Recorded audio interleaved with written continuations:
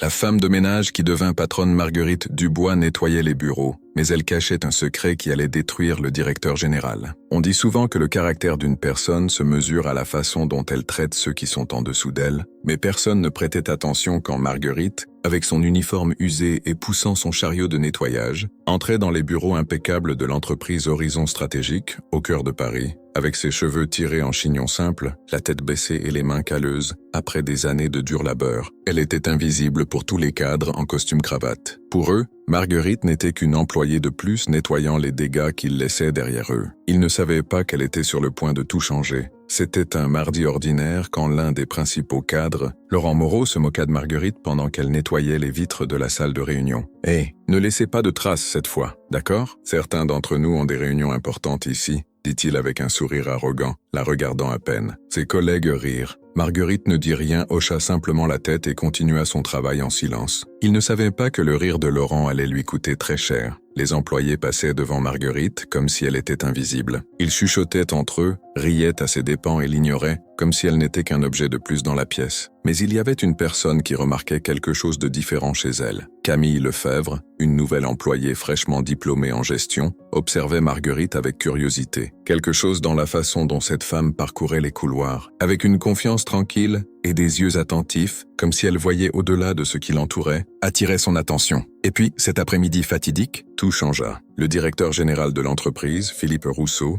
était arrivé de Lyon pour participer à la réunion annuelle tant attendue. C'était une figure imposante, connue autant pour sa froideur que pour sa capacité à hisser Horizon Stratégique au sommet du marché. Quand il entra dans la salle de réunion, l'atmosphère devint tendue. Tous les cadres retinrent leur souffle pendant que Philippe prenait place en bout de table. Mais alors quelque chose d'inattendu se produisit. Philippe regarda directement Marguerite, qui se tenait calmement dans un coin avec son matériel de nettoyage à la main. Un silence profond envahit la salle quand il lui sourit. « Marguerite », dit Philippe d'une voix chaleureuse qui surprit tout le monde. « Je pense qu'il est temps. » Les cadres s'échangèrent des regards confus. Laurent Moreau, qui s'était moqué d'elle quelques heures plus tôt, pâlit sans comprendre. Avec des gestes délibérés, Marguerite lâcha le chiffon qu'elle tenait, respira profondément et marcha vers le centre de la salle. La surprise était évidente sur tous les visages. « Messieurs », commença Philippe d'un ton sérieux, « je souhaite vous présenter l'actionnaire majoritaire d'Horizon Stratégique, Marguerite Dubois. » La salle explosa en murmures de stupéfaction. Les yeux écarquillés et les mâchoires tombantes reflétaient l'incrédulité qui s'emparait de tous. Marguerite se tint devant les cadres, sa posture ferme et sa voix pleine d'autorité. « Pendant des années, j'ai observé comment cette entreprise fonctionne. » Commença-t-elle. « Non pas derrière un bureau, mais dans les couloirs et les étages où vous passez rarement. Ce que j'ai vu, c'est une culture de mépris, où le profit passe toujours avant les personnes. Mais cela se termine aujourd'hui. » Sa présence était magnétique, transformant l'atmosphère. La femme que tous ignoraient dominait maintenant la salle, rendant clair que les choses ne seraient plus jamais les mêmes. Laurent, encore paralysé, tenta finalement de parler. « Je ne savais pas », balbutia-t-il, incapable de trouver les mots. Marguerite le fixa froidement. « Non, vous ne saviez pas. Et savez-vous pourquoi? Parce que vous ne vous êtes jamais soucié. Vous n'avez vu que l'uniforme, pas la personne. C'est pourquoi vous serez le premier à partir. Vous êtes licencié. » La salle devint silencieuse comme un tombeau. Laurent tenta de protester, mais les mots de Marguerite furent définitifs. Philippe observait tout avec un regard satisfait. Il était clair que lui et Marguerite avaient planifié chaque détail de la révélation. « Cette entreprise a besoin d'un leader comme vous, Marguerite, » dit-il. « Quelqu'un qui sait ce que signifie se battre pour quelque chose. » Les autres cadres, qui l'ignoraient auparavant, la regardaient maintenant avec respect. Ils savaient que c'était le début d'une nouvelle ère. Marguerite conclut la réunion avec un message puissant. « Vous avez deux options. Vous pouvez rester et vous adapter au changement ou vous pouvez partir. Mais une chose est certaine. À partir de maintenant, les choses seront différentes. » Camille, qui avait tout observé depuis le fond de la salle, ressentit une vague d'inspiration. Elle s'approcha de Marguerite dans les couloirs après la réunion. « Madame Dubois, je voulais juste vous dire merci. » Marguerite sourit gentiment. « Vous n'avez pas besoin de me remercier, Camille. Rappelez-vous simplement, ne laissez jamais personne définir votre valeur. » Tandis que Marguerite quittait l'immeuble, l'horizon de Paris semblait différent. Elle avait montré au monde qu'avec force et détermination, n'importe qui peut atteindre le sommet. Et quant à Horizon Stratégique, ils n'oublieraient jamais le jour où ils ont ri de Marguerite Dubois, la femme qui finit par devenir propriétaire de tout. Pendant que Marguerite quittait la salle de réunion, l'impact de sa révélation résonnait encore dans les couloirs d'Horizon Stratégique. La nouvelle se répandit comme une traînée de poudre, passant d'un étage à l'autre. Les employés chuchotèrent dans les coins, surpris par la transformation de la femme qu'ils considéraient auparavant comme une simple femme de ménage.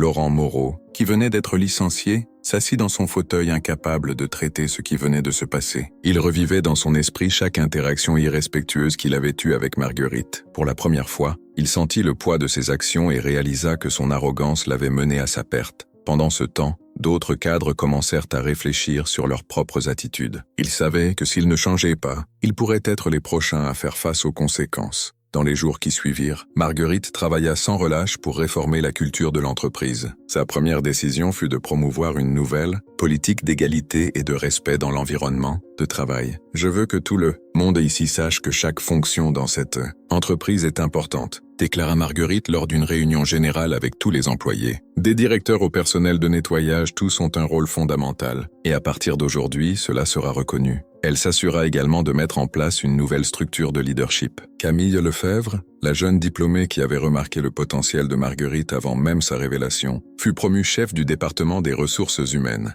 Marguerite croyait que Camille était la personne idéale pour apporter une nouvelle perspective à l'entreprise. « Vous avez une vision différente. »« Camille, » dit Marguerite, « je veux que vous l'utilisiez pour aider à construire un environnement où chacun se sent valorisé. » Camille, émue, accepta la responsabilité avec détermination. Malgré les changements prometteurs, tous les employés n'étaient pas disposés à embrasser la nouvelle culture d'horizon stratégique. Certains résistèrent, croyant que Marguerite était trop radicale. Un groupe de cadres tenta d'argumenter que l'entreprise devait maintenir l'ordre pour préserver sa position sur le marché. Marguerite les affronta fermement. « L'ordre que vous voulez maintenir est basé sur la hiérarchie et le mépris, » répondit-elle. « Et cela n'est plus acceptable. Je préfère perdre du profit que perdre les valeurs que nous reconstruisons. » Sa position courageuse surprit même les critiques les plus acharnées. L'histoire de Marguerite. Dubois commença à attirer l'attention en dehors d'horizons stratégiques. Journaux, blogs et programmes télévisés soulignèrent la transformation de l'entreprise et le parcours de Marguerite, de femme de ménage invisible à leader puissante. Marguerite, cependant, garda les pieds sur terre. « Je ne suis pas là pour être une célébrité »,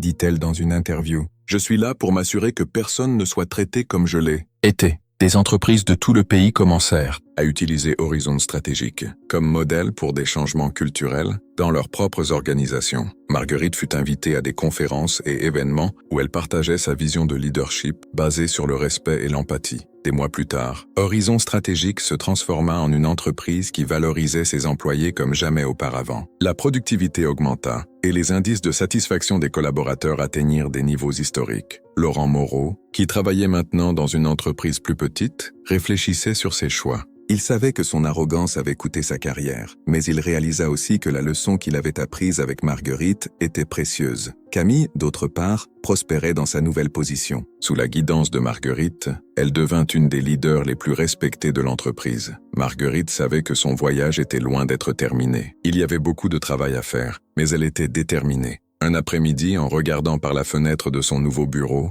Marguerite réfléchit sur tout ce qu'elle avait accompli. L'horizon de Paris semblait plus brillant que jamais. Ce n'est que le commencement, pensa-t-elle. Et en effet, c'était le cas. Horizon Stratégique ne devint pas seulement un exemple de transformation corporative, mais aussi un symbole que n'importe qui, indépendamment de sa position initiale, peut atteindre le sommet avec détermination, courage et vision. Quelques années plus tard, la transformation d'Horizon Stratégique était indéniable. L'entreprise, autrefois marquée par la froideur et le mépris, devint une référence mondiale en leadership humanisé et culture corporative innovante. Les employés qui se sentaient auparavant invisibles étaient maintenant reconnus et valorisés. Et au centre de tout cela se trouvait Marguerite Dubois, dont le nom était devenu synonyme de résilience et de courage. Un soir, Marguerite décida de visiter un des anciens étages où elle avait l'habitude de travailler comme femme de ménage. Le lieu, maintenant rénové, abritait un espace de repos accueillant pour les employés. En entrant, elle vit un groupe de travailleurs converser joyeusement, souriant comme elle n'en avait jamais été témoin auparavant dans cet endroit.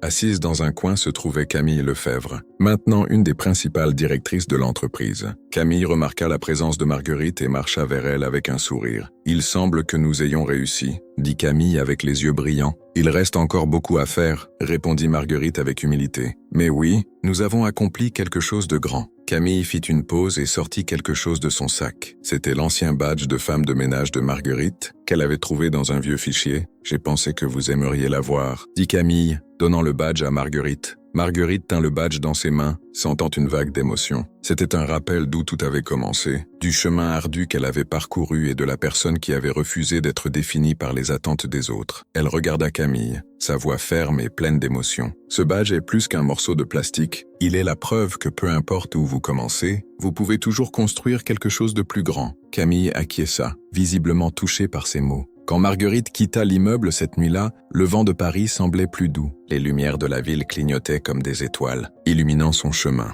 En passant dans les rues animées, elle réalisa que quelque part, quelqu'un qui se sentait peut-être aussi invisible qu'elle s'était sentie un jour, pourrait entendre son histoire et trouver la force de changer sa propre vie. Le matin suivant, au sommet du plus haut étage d'Horizon Stratégique, une nouvelle plaque fut installée. Elle portait la nouvelle devise de l'entreprise, écrite en lettres grandes et illuminées. Le respect construit la grandeur. Ainsi, Marguerite Dubois ne changea pas seulement une entreprise, elle changea des vies, des mentalités et montra au monde que la vraie grandeur ne vient pas du pouvoir, mais du respect, de l'empathie et du courage de croire en quelque chose de plus grand. Tandis que le soleil se levait sur Paris, une chose était certaine, personne n'oublierait jamais le jour où ils ont ri de Marguerite Dubois, la femme qui prouva qu'il était possible de transformer même les rêves les plus improbables en réalité. L'héritage de Marguerite transcenda les limites d'Horizon Stratégique. Son histoire inspira des milliers de personnes à travers la France, montrant que peu importe votre origine ou position actuelle, il y a toujours une possibilité de transformation et de croissance. Les universités commencèrent à étudier le cas d'Horizon